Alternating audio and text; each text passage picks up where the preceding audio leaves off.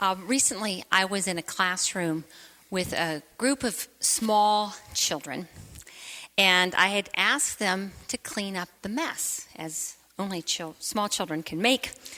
And one of the little girls looked at me and kind of dramatically put her fingers through her hair, and she said, "I can't help you right now. I am just too stressed." And I looked at her and I laughed. That was a new excuse to me. I've heard a lot of excuses from small children, but that she was too stressed. You know, we think about stress as being an adult problem, but if you Google childhood stress, there are dozens of sites. Stress is really infiltrating our lives. All of us have it. It's part of life. It's something we all battle. And it has the power to really make our hope plummet because we just get overwhelmed. We all feel it. When circumstances are out of control, when our basic needs aren't being met, when we feel threatened with our safety or our sanity being threatened by our life situations, we react to stress. Jobs, relationships, stress at home. Then you compound that by having an illness or a divorce or a death. And stress can go like clear off the charts. It's something we don't always balance very well. Stress can eat us up. But do you know why? Interesting. Our bodies are hot-wired to protect us from any threats or anything that is aggressive. You've heard of this. Fight or flight, right? You probably heard that all your lives, okay? Either when you are faced with a danger, either you come forth and fight it, or you turn tail and run. One way or the other. But both take a lot of extra energy. To fight or to run, both take a lot of energy. And our bodies are wired to provide that energy when we need it. Okay, imagine you are out on your morning walk. Okay, and that's a good thing to do to reduce stress, right? And all the other times we've talked about exercising reduces stress, increases your immune system, right? So you're being good and you're out on your morning walk. And all of a sudden, in front of you, there is a strange dog, a big dog, a barking dog. And he's like 8 feet in front of you, okay? Immediately, your body releases adrenaline and cortisol to help you have the energy you need to take care of the situation, either to face the dog or to get out of town quick. You know, what happens is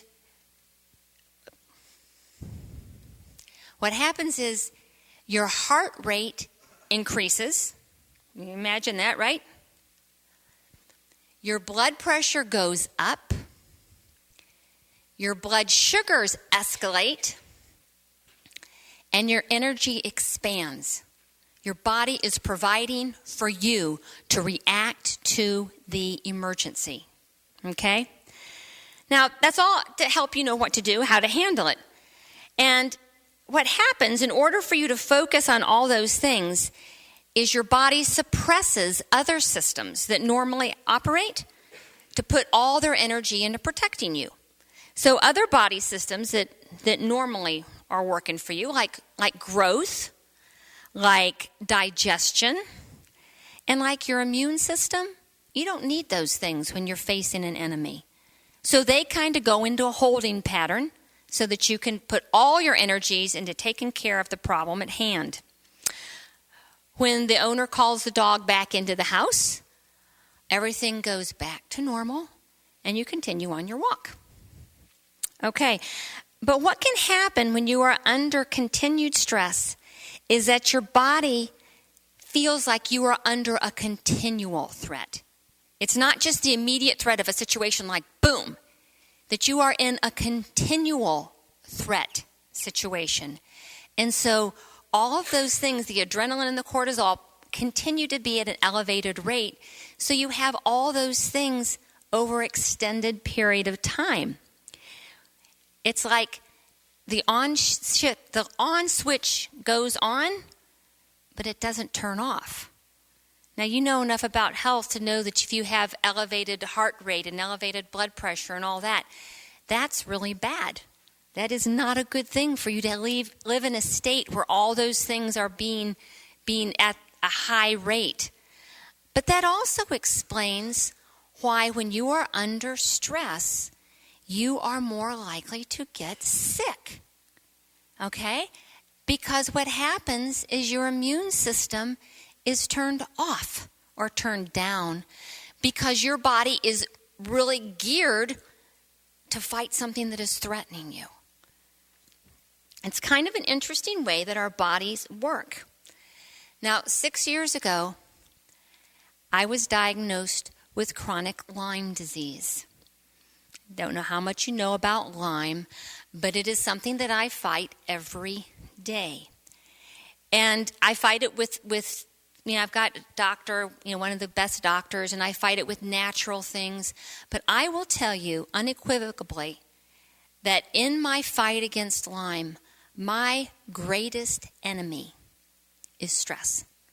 Because what happens is my immune system that is trying to fight this disease gets kicked in the knees, and I am not able to fight it anymore. So whatever you do, and where you live or what health issues you are fighting, Satan is using stress in your life to take you down. Different kinds of stress. And over again, we try to balance it, and a lot of times we lose.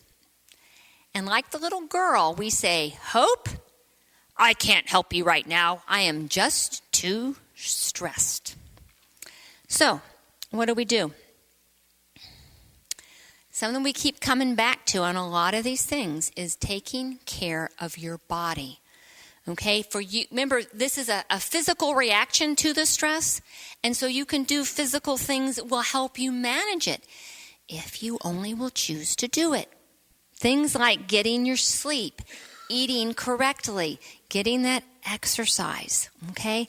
All those things we talked about really make a difference in stress management. We cannot take the stress out of our lives. None of us can. It can't happen. But we can increase our ability to manage it. And doing the physical things that we know make a difference can do a great deal to help you with the stress.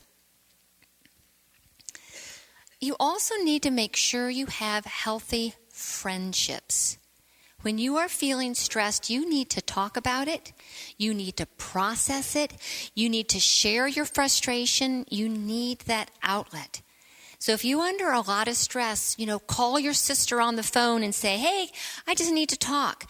Or ask a friend if you can meet him for lunch. You need to be able to do things that process it. And if you don't get very far, you may think about joining some kind of a support group where you can talk about it with other people who are trying to manage the stress in their lives. It's also very important that if you are having a lot of stress and having physical symptoms, to talk to your doctor about it, because those physical symptoms can be very dangerous, and you need to pay attention. Don't just ignore them. Ignoring them doesn't make them go away. You need to learn to say no. And you need to learn to say no without guilt. Yeah, that's the tricky part, okay? They always say, if you want something to be done right, ask a busy person. But busy people have stress in their lives too. They have need for sleep. They have need to take care of themselves. And it's okay for a busy person to say, "No, I can't help you right now." As Christians, our best thing to do is to really pray and ask God, do I need to take on this extra duty, this extra responsibility, or not? And if we feel like no, then it's all right to say no. Everyone has limits, and it's okay to take care of yourself. A lot of times we are very out of balance. We work, and then we work. You know what I'm talking about. We work at home, we work at our jobs. There's always things that have to be done. There's always a to-do list. You need to think about that and try to create some balance in your life. Remember, that's one of the reasons the Lord gave us the Sabbath. He knew he was birthing a whole bunch of not alcoholics. Maybe some of them too. He knew he was birthing a lot of workaholics. There you go. And he knew that we would really need time to balance. You know, it's important that we do that. It's important that we stop to reevaluate, readjust, and refocus.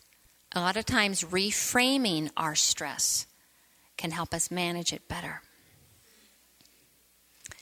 And maybe most importantly, we need to remember who we're walking with. Not run ahead of him, but to continue to walk with the one who designed these bodies and who also loves us more than anyone in all the world. He knows what's best for us. And to live in his presence is a huge benefit to dealing with the stress. Being in his presence. Now, that doesn't mean that you're not going to have stress. We still live in an imperfect world. We haven't moved on to the next one yet. But he will give us the wisdom to know how to deal with the stresses if we stop and be still enough to listen. I love this text that says, cast all your anxiety, would that be stress, on him, because he cares for you. Be alert and of sober mind. Your enemy, that we've talked about, the devil, prowls around like a roaring lion looking for someone to devour. Resist him, standing firm in the faith, because you know that the family of believers throughout the world is undergoing the same kind of sufferings. Throughout the world, people are undergoing the same kind of stresses that you are going through.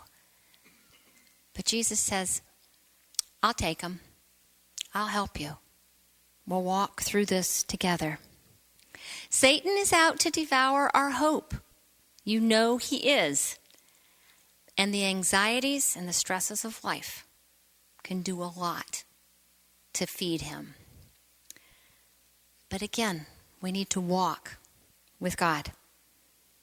Let him help us carry what's going on.